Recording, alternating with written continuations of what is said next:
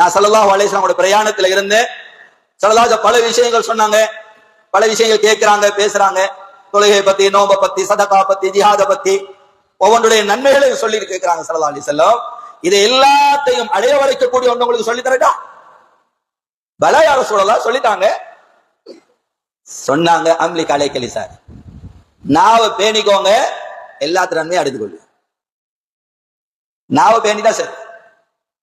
அப்ப கேட்டாங்க, யா ரசூலல்லாஹ் இன்னா லமுஆஹிது பிமா நதகல்லம் பி, நாங்க பேசுற ஒவ்வொரு பேச்சை கொண்டு நாளைக்கு பிடிக்கப்படுவோமா, குற்றம் பிடிக்கப்படுமா? சொன்னாங்க, சக்கிலத்தும் என்ற வார்த்தையை பாவிச்சு சொன்னாங்க, ஃபஹயகுன் நாஸ் ஃபி النار على وجوههم الا حصائد السنتهم. மாதி உங்களுக்கு தெரியாதா, நாளைக்கு ஒவ்வொரு முகமுக்குற எழுத்து நரகத்துல வீசப்படுறதெல்லாம் இந்த நாவு செஞ்ச வினை. நாவால தேடிக்கொண்டு அமல் செஞ்சாரு, எல்லாம் செஞ்சாரு, ஆனா அவர் போராடுறாரு.